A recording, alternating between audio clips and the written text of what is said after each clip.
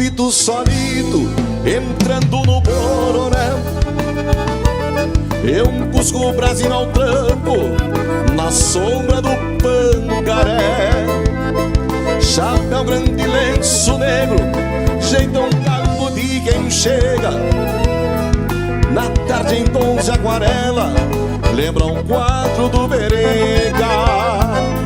O flete troteando a alerta, o ensinega pros lados, e uma perdiz senegola no último fio do alambrado. A peia na cruz da estrada e o seu olhar se enfumaça. Saca o sombreiro em silêncio por respeito à sua raça. Lá vem o Rio Grande a cavalo entrando no Bororé. Lá vem o Rio Grande a cavalo, que bonito que ele é. Lá vem o Rio Grande a cavalo entrando no Bororé. Lá vem o Rio Grande a cavalo, que bonito que ele é.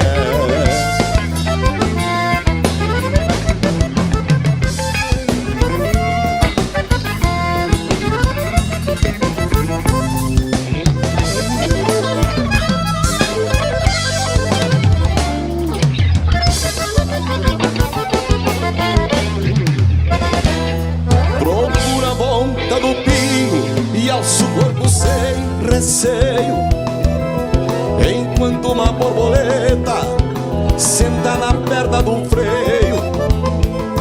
Interte o cristão que se cruza campo afora, mirar a garça matreira do seu palacor de aurora. Pois lá no rancho de Leiva, que ele ergueu com seu suor, fica o sonho por metade de quem vive sem amor. No suave mar de liaça cruza um bando sem alarde, as garças ouvidas somem lá na longura da tarde. Lá vem o Rio Grande a cavalo entrando no Bororé. Lá vem o Rio Grande a cavalo, que bonito que ele é.